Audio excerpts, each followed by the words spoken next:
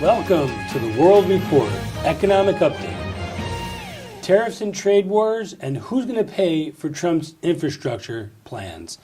Tariffs and trade wars. Now, I think it's interesting that people talk about Trump's entering us into a new trade war. We've been in a trade war. We've just been losing for the past 30, 40 years. Am I right with that? Not only have we been losing, we've been giving it away.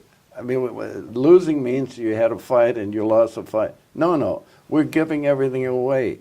We've lost $1 trillion a year in the export-import type of deals that we had. NAFTA was a giveaway. Every treaty that we have signed since the Reagan years has put us on the low end of the totem pole. You know, right now, Trump is trying to do something about cutting back what we're giving to the United Nations. But this is really an assault on China, is it not? Because they're the ones that are dumping cheap steel and cheap aluminum in the country. Well, don't blame China. I mean, China is allowed to do what Russia is doing. But isn't that why he wants to put tariffs, which are basically taxes on the goods coming in from those countries in terms of steel and aluminum? You said China. China is a very big example, but there are many other countries that have been getting away with murder. The United Nations, I think, has been getting away with murder the worst, because out of 193 members, only 6 of them are pro-American in their voting business, and we pay 26% of all the expenditures of the United Nations. Now, you know what that amounts to. But getting back to China and India and these other countries, they put tariffs on our goods coming into their countries, do they not? Well, sure, but they get away with it. You know, it's the old So that's story. all he's trying to do is even the playing field a little bit. Yeah, but he's trying to, you know, once you're used to a guy being a sucker and then he turns out into somebody who's willing to just balance the situation, the guys that have been making a fool out of the victim are angry because he now finally found out what the problem is. And he knows what the numbers are. So do you think that cars, automobiles, anything that's being used with steel and aluminum is going to go up in this country in terms of prices to the consumer if we do impose tariffs on these countries? I would say that countries are lucky to sell to the United States because we still are the richest country in the world as far as per unit income. So consequently, they're threatening us with things that there's no way they can get away with doing it. But they feel that the American people are so naive that by scaring us with words and mandates, that we're going to just back away and let them keep on going the way they have been. Well, let's say you're Ford or General Motors, and you import steel from wherever, and there's a 25% tariff on the steel. Now they're going to pass that off onto the consumer in terms of cars, where we're going to have to pay more for cars. Isn't that true? There's always a balance. Look, right now we have I don't know, for some reason I haven't seen anybody else come up with this figure. 68% of our gross domestic product, which is still the world's #1, and I don't think will be for long if we keep on going this way. But 68% is consumption by conglomerates who have moved their manufacturing capability wherever it's cheapest, and then they bring it back into this country. So you make a great point. Does that incentivize companies to start making steel and aluminum and other products here versus importing them, exporting, importing them in from other countries? How many individual businesses do we have left? Do you realize there's been a huge shrinkage in I don't mean 2 or 3, 4 people in a business. I'm talking about even businesses as much as multi-billions that are privately owned have given up because they have to pay a death tax.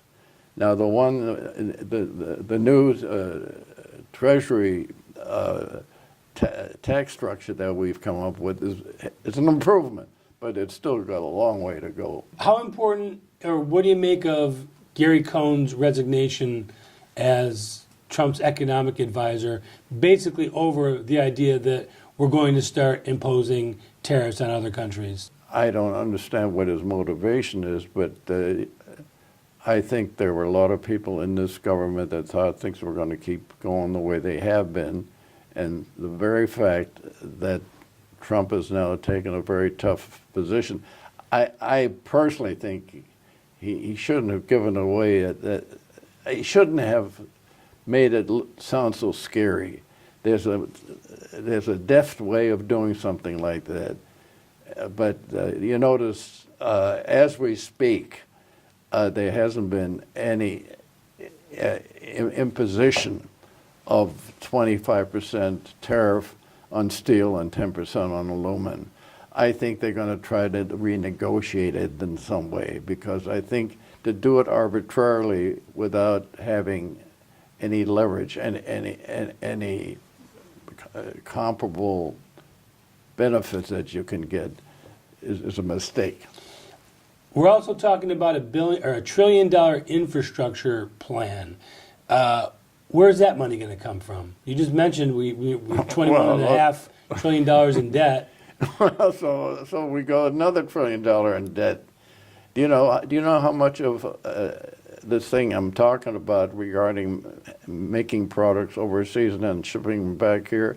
There's $2.5 trillion of American money sitting in banks everywhere but here in the United States, because when they make these products, whether it's in Europe, Asia, Middle East, they keep it in the banks there.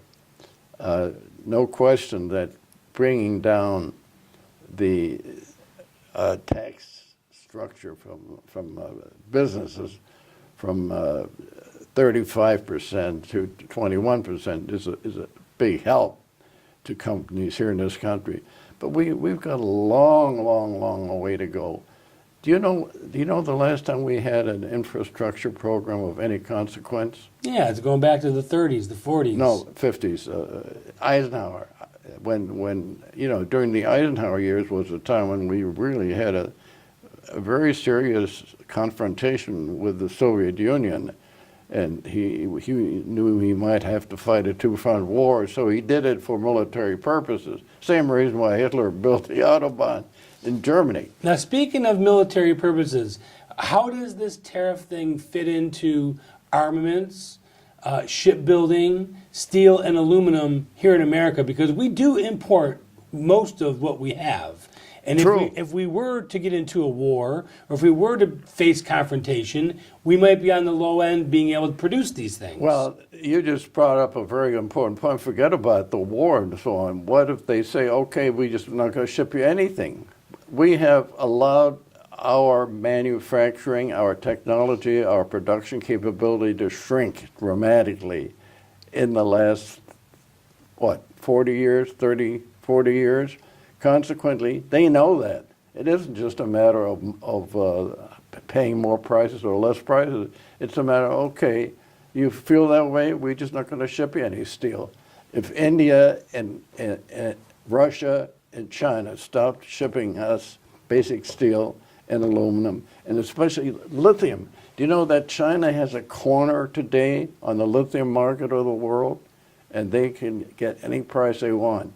Which has a lot to do with our technological advances. Well, there's no question about it. We always thought China today has come a long way. I guess this guy Xi Jinping took seriously one of the previous presidents who said it's good to be rich. I'd like to thank the City of Rancho Mirage and the Rancho Mirage Library for their continued support.